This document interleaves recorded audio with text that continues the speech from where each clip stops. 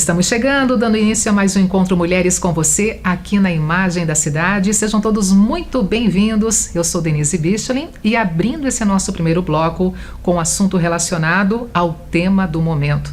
A tragédia no Rio Grande do Sul, o que estamos vendo no presente e, claro, o que vamos ainda acompanhar daqui para frente, o que será o futuro para o Rio Grande do Sul e, mais do que isso, análises, considerações sobre esse olhar especial para a nossa natureza.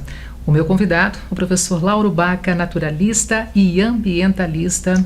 Professor, um fera, quando a gente fala da questão meio ambiente, é relacionar esse tema com a sua presença, com a sua pessoa. Então é um prazer recebê-lo aqui mais uma vez no nosso programa. Tudo bem, professor? Tudo bem, Denise. Também um alô para todos os telespectadores. É um prazer estar aqui contigo novamente. Pois é, professor. E hoje para traçar esse cenário no Rio Grande do Sul, ainda muita coisa vai vir pela frente, com certeza. Mas essa tragédia, professor, que impactou o nosso país e impactou o mundo também com as proporções com que a gente está acompanhando, professor. São sinais, são reflexos já dessa evolução, dessa constante, digamos assim, mãe natureza pedindo socorro? Tudo indica que sim. Nós temos aqui no Brasil um dos mais respeitados climatologistas do mundo, que é o Carlos Nobre, que eu conheci pessoalmente no tempo que eu fazia mestrado no INPA, e na época ele fazia doutorado. INPA é Instituto Nacional de Pesquisas da Amazônia.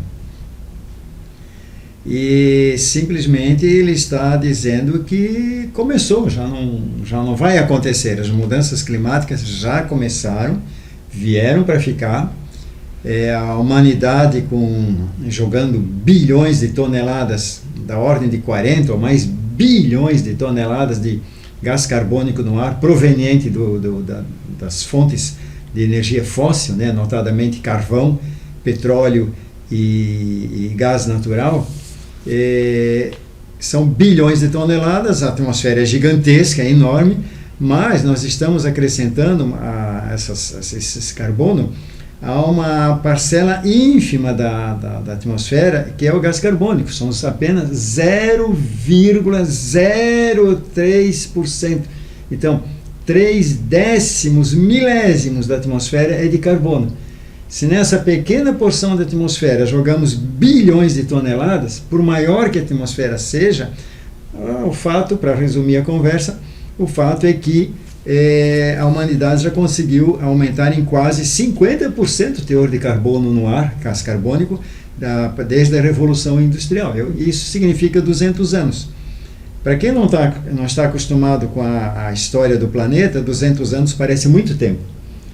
É algum tempo para a humanidade, mas para o planeta não é nem um estalo de dedo. 200 anos não é nada. Então, uma alteração tão significativa em 200 anos é como derrubar uma pessoa com um soco na cara ou algo assim, né? Não tem. É rápido demais essa mudança. Então, como dizem os especialistas, as mudanças climáticas não podem acontecer, elas já estão acontecendo. E o exemplo do Rio Grande do Sul é bem claro nesse sentido. Professora, a pergunta parece ser simples, mas eu imagino que ela vai ao encontro de dúvidas de muitas pessoas. Quando a gente fala nessa relação do gás carbônico com o meio ambiente, a produção e as consequências dele, o que gera o gás carbônico, aquela explicação básica, inicial, para uma sala de aula, que a gente compartilha agora aqui com quem nos acompanha também, professor. Legal. O gás carbônico é o gás, é o principal, não o mais potente, mas é o principal gás de efeito estufa. Então, quanto mais gás carbônico no ar, menos irradiação, né? Vem a radiação solar, incide sobre a Terra, como também sobre os outros planetas, e aí há um reflexo desse calor que voltaria para o espaço. Boa parte desse calor fica retido na atmosfera, graças ao carbono, senão a gente estaria num planeta quase gelado. Mas, com o aumento do carbono, que é um gás do efeito estufa, ou seja, como se colocássemos uma estufa extra sobre a Terra, além daquela já natural e que é fruto de um equilíbrio de centenas de milhares de anos, talvez milhões de anos. Então, nós colocamos uma estufa extra, que é o excesso de carbono no ar. Então, a radiação solar penetra, atravessa a atmosfera, bate em toda a superfície terrestre e oceanos, etc., e ela é refletida em forma de raios infravermelhos. Esses raios infravermelhos, que são os que produzem o calor, ficam retidos. Quanto maior é o teor de gás carbônico na atmosfera, mais quantidade de calor fica retido. É o famoso efeito estufa. Como se isso não bastasse, nós temos também metano. Metano é um gás 25 vezes mais potente que o carbono no efeito estufa. Claro, o principal fator ainda é o gás carbônico, porque às vezes a gente fala só carbono para facilitar, mas na realidade é gás carbônico. A gente fala em gás carbônico porque é a maior quantidade, ele está presente na atmosfera inteira. Mas o metano, à medida que ele for sendo lançado e lançado também pelos arrotos dos bovinos, né? O Brasil tem uma população mais de bovinos do que de humanos, né? Então tudo isso junta esse metano com o carbono e tudo isso está contribuindo para o efeito estufa. Como a Terra está mais aquecida, os oceanos estão mais aquecidos, a evaporação dos oceanos é mais intensa. As correntes de convecção, aquele famoso ar aquecido que sobe, né? Qualquer um que passa a mão em cima do fogão, claro, longe da chama para não se queimar, vê que aquele ar aquecido ele sobe. Então, o Sol incidindo sobre a superfície da Terra, ele aquece o ar e o ar sobe. Se os mares e o solo já estão mais aquecidos, essa velocidade, essa movimentação do ar fica mais intensa e hipercarregada de umidade. E com essa umidade toda, o resultado é mais chuva. Não no planeta inteiro. Essa que é a parte irônica da história. Os oceanos estão evaporando mais, mas as precipitações, as chuvas decorrentes dessa evaporação a mais dos oceanos estão mal distribuídas. E as previsões é que o sul do Brasil deve aumentar a pluviosidade, como aparentemente já está aumentando, né? Eu digo aparentemente porque tudo se mede a meteorologia se baseia em um intervalo de tempo de 30 anos. Começa a chuva lá onde eu moro, na reserva Bulgarkov. Então, depois de 2008, houve 7 anos com chuvas acima da média. Poderíamos concluir naqueles 7 anos que aumentou a pluviosidade? Não. Por quê? 3 anos seguintes, ela ficou abaixo da média. Poderíamos concluir que as chuvas estão diminuindo com base de 3 anos? Também não. Então, a meteorologia trabalha com intervalos de 30 anos para se ter uma média razoável, e não apenas uma onda que dura 2, 3, 4, 5 anos e depois passa. Então, todos os estudos, todas as indicações revelam que não estamos mais caminhando. Caminhamos e agora já chegamos aos efeitos das mudanças climáticas. Professor, e como barrar ou amenizar esses efeitos também, né, desse desequilíbrio climático no nosso planeta, especialmente num país chamado Brasil, professor? A quem cabe, de repente, mudar esse percurso, mudar esse cenário que já foi construído? Olha, Denise, alguém já disse, atribuíram ao ex-presidente da França, o Charles de Gaulle, mas parece que não foi ele. Esse não é um país sério. Então, nós fazemos uma Constituição, um grupo de notórios eleitos, 500 e poucas cabeças ficaram pensando durante 4 anos na Constituição brasileira de 88, e, no entanto, o que é que a gente observa? A todo momento alguma modificação da Constituição brasileira, né? Isso se repete nos níveis governamentais, nos âmbitos estaduais e municipais. Olha o nosso litoral. Itapema, né? Havia um plano diretor de Itapema que previa que os edifícios não poderiam fazer sombra na praia até, agora eu vou dizer em tese, assim, se não me engano é 4 horas da tarde, ou 45 graus, alguma coisa assim. No entanto, a próxima legislatura muda tudo isso, e o que estamos vendo lá? Prédios, prédios e mais prédios. Então, desde o país, a Constituição Federal, até os municípios, né? As áreas de preservação permanente, as margens de rios, né? Elas foram aumentadas da metade da largura dos rios para uma área bem maior por um ex-deputado federal catarinense, Artenir Werner, de Rio do Sul. Por quê? Ele viu lá em Rio do Sul os imensos estragos causados pelas grandes enchentes de 83. Então, se as pessoas morarem ou edificarem muito próximo aos rios, elas estão sujeitas a serem aquelas edificações, aquelas propriedades, toda aquela infraestrutura, seja até uma lavoura, o que for, está sujeita a ser destruída, e até vidas humanas perdidas. Então ampliou.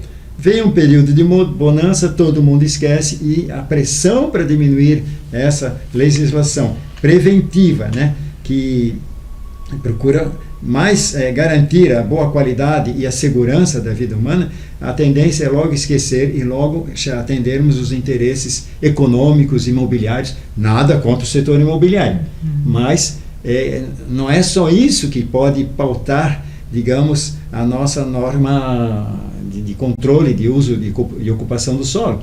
Temos que ver o interesse maior da sociedade.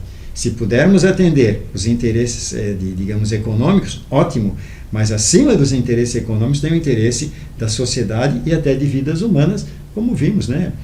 Blumenau, a região, a tragédia do Boe em 2008, 135 mortos. Isso no estado como um todo, né? Mas principalmente aqui no Vale do Itajaí, Ilhota. Verdade.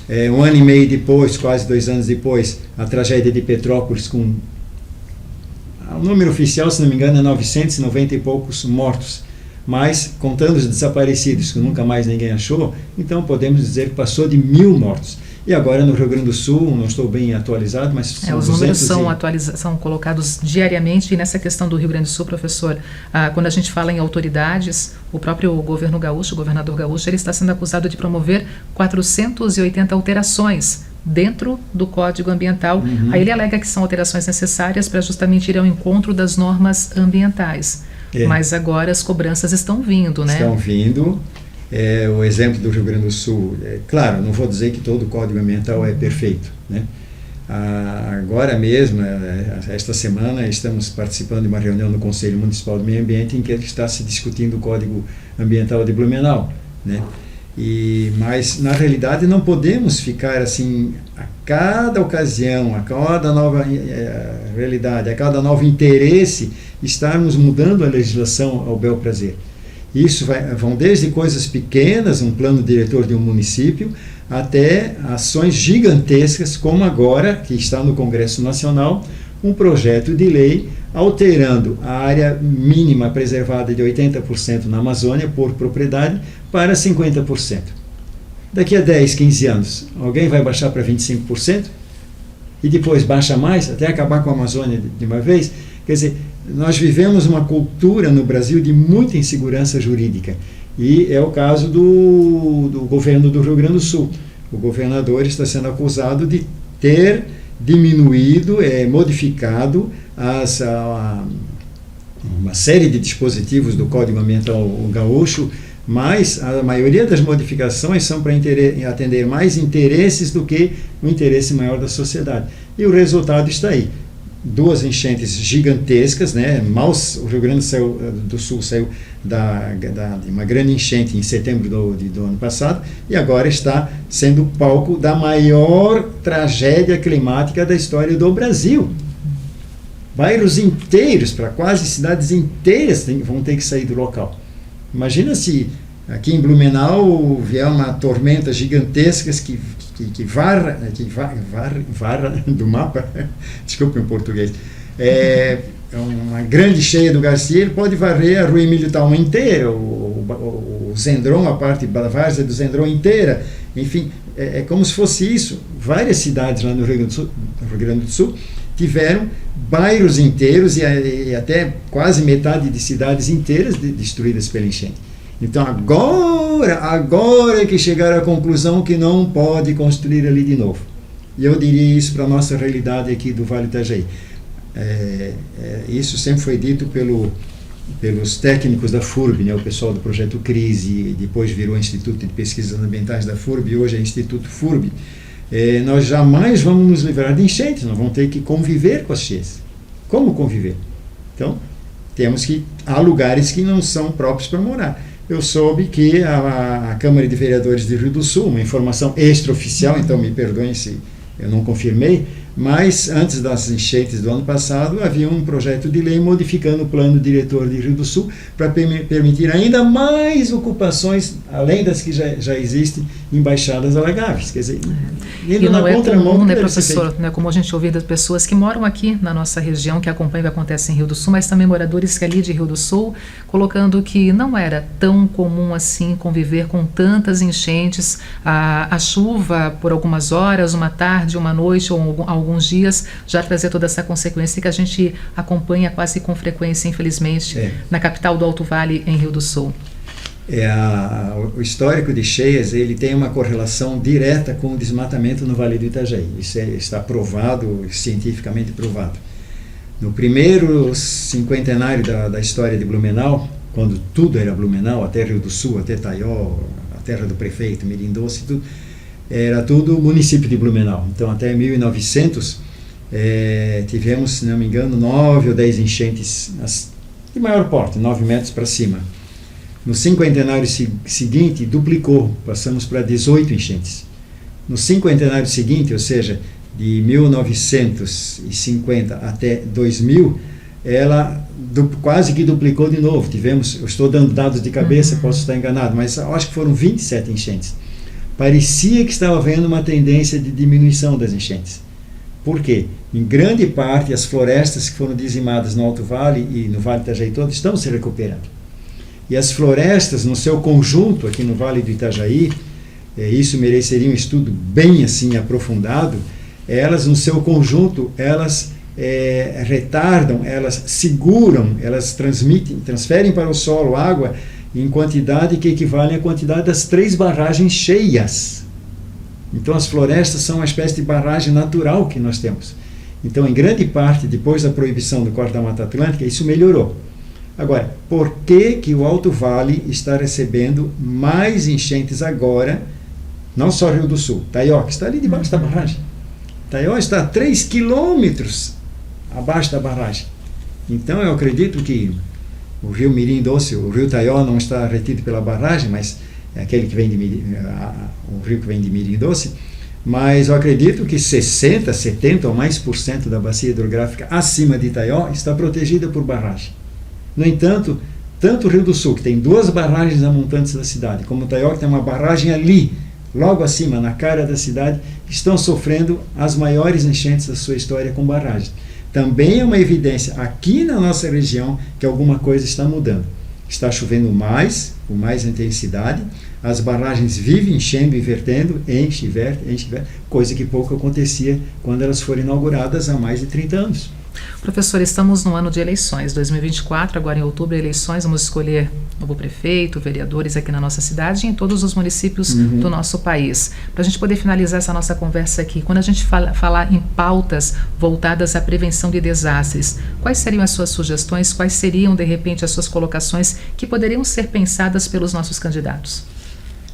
Olha, tem uma questão difícil, porque o candidato geralmente ouve os anseios da população e procura atender esses anseios. Então, a população está mais interessada no dia a dia, né? É aquela rua que está esburacada, é o ônibus que não funciona, é o serviço de saúde que deixa a desejar, enfim, esse é o dia a dia e que implica a maior atenção, o maior apelo possível da população para os candidatos, né? Mas os candidatos também têm que pensar naquilo que a população não pede no dia a dia, né? Quem não tem onde morar, ele vai se contentar com uma moradia, mesmo sabendo que possa ser em uma área de risco, e coloca tudo nas mãos de Deus e fica por isso, né? Só que a gente sabe que, mesmo colocando nas mãos de Deus, de vez em quando o morro vem abaixo, a água sobe, quer dizer, não tem como, né? Nem Jesus Cristo digamos assim, se entregou tão facilmente à sorte, né, como muitas pessoas da população. Então nós temos que pensar também e cobrar, se a população não cobrar dos nossos homens públicos, dos candidatos, certas atitudes que são, se não a prazo imediato, que é o que as pessoas querem resolver seu problema imediato, mas temos que pensar a médio prazo e a longo prazo. Médio prazo é a nossa vida, a longo prazo são os nossos filhos e netos, né? Então, tudo que nós nos esforçamos para dar uma qualidade de vida boa para os nossos filhos e netos, pode vir por água abaixo se não soubermos planejar adequadamente a paisagem, né? Então, hoje as nossas cidades, isso é questão de 50, 60, 70 anos para cá, principalmente da segunda metade do século passado, em grandes cidades do mundo, aquela tendência de avançar cada vez mais sobre os rios, ela diminuiu, né? Quem viu o Fantástico agora qual é a data? As últimas 2 semanas, né? As últimas 2 semanas, lá mostrou exemplos no mundo todo. New Orleans, nos Estados Unidos, o que a Holanda está fazendo, o que a Coreia do Sul está fazendo, o que cidades da Alemanha estão fazendo, abrindo espaços para os rios. E a comissão japonesa da JICA sugeriu para o centro de Blumenau rebaixar a margem esquerda do centro de Blumenau até a cota, se não me engano, 9,5, por ali, formando um grande parque urbano. Eu estava nessa reunião lá no campus da FURB e estou ouvindo como se fosse hoje o japonês dizendo: calma, isso não é para se fazer de noite para o dia, em 1 ano, 2 ou 3, ou apenas uma gestão de prefeito. Isso é algo para se pensar nos próximos 40 anos. Aos poucos começa a indenizar, vai desocupando. 40 anos, são 10 administrações municipais. Então isso foi falado para Ponta Aguda. E o que aconteceu? Os prédios estão ali. Fincaram um enorme prédio bem no lugar que o japonês disse que teria que ser o caminho para as águas, né? E agora estão fazendo as obras de ocupação da margem esquerda, não no sentido de abrir espaço para o rio, mas estrangulando ainda mais. Mas é pouquinho, o engenheiro hidráulico calculou, dá vazão, etc. Mas nós não podemos pensar em meros cálculos matemáticos, né? É notório e visível que o rio Itajaí é estrangulado no centro de Blumenau. Então qualquer meio metrinho, 1 metrinho, 2 metros que a gente colocar menos de perfil de rio, lembrando que a beira-rio já está em cima do espaço que era do rio, então estamos fazendo ao contrário. Talvez eu fugi um pouco da sua pergunta, mas foi bom essa análise também. Era importante a população ficar atenta. Concordo, a gente compreende que todos querem resolver o seu problema ali, do dia a dia, mas tem que pegar no pé dos candidatos também posturas prevendo esse futuro mais longínquo, que não é tão longínquo assim, né? Parecia que estava longe, as mudanças climáticas estavam longe, agora já se diz que elas estão aqui, já começaram. Já convivemos com ela no nosso presente. Já convivemos com ela. Com certeza, professor Lauro. E claro que nesse ano de eleições, então, que os eleitores façam essa análise, ouvem dos seus candidatos e se não aparecer nenhuma sugestão, que coloquem isso também na pauta de cobranças dos candidatos. Coloquem na pauta. Não pensar apenas no seu dia a dia. Se ele está tão preocupado com o futuro do seu filho, ele tem que cobrar dos candidatos também esse futuro dos filhos. Então, depende dos pais procurar dar uma boa educação, uma boa escola, enfim, fazer o possível para que os filhos tenham um bom futuro. Mas nós temos que pensar que esse futuro deve ser bom mesmo. E não apenas do ponto de vista de ter uma boa formação, vai ter um bom emprego, vai estar garantido na vida economicamente.